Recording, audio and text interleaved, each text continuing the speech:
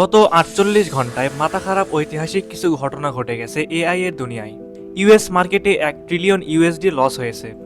১ trillion USD মানে 121,597,900,000,000 টাকা।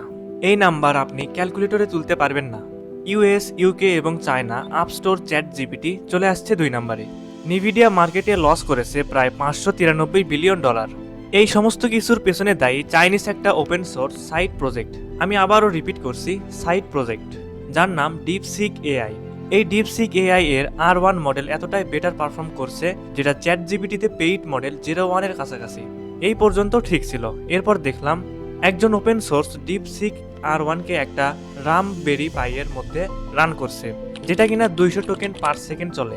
ভাবা যায় আমার আপনার পকেটে পকেটে একটা অফলাইন পাওয়ারফুল এআই থাকা সম্ভব। ডিপসিক নতুন একটা মডেল রিলিজ দিয়েছে যেটার নাম জেনাস প্রো। এটা ইমেজ জেনারেট করতে পারবে এবং ভিজুয়াল আন্ডারস্ট্যান্ডিংকে আরো বেটার করবে। যারা টেস্ট করেছে তাদের থেকে জেনেছি এটা চ্যাট জিপিটি এর ডল ইমেজ জেনারেশন থেকে বেটার। শুনতে খুব মজা লাগছে না? ধাক্কাটা আপনি এবার খাবেন যখন শুনবেন চায়না যাতে এই খাতে ভালো না করতে পারে তার জন্য আমেরিকা অনেক আগেই চিপ রপ্তানি ব্যান করে রেখেছে।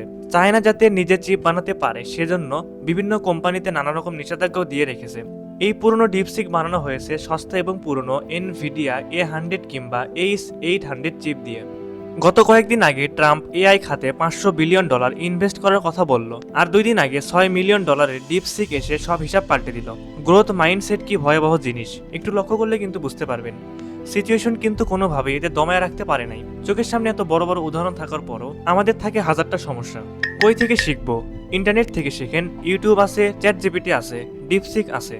রীতিমতো ইনফরমেশনের সমুদ্রে ভাসছি আমরা। একটু বুঝে শুনে এগিয়ে যেতে হবে। ডিপসিক যদি এভাবে বানানো সম্ভব হয় তাহলে আপনি কেন পারবেন না?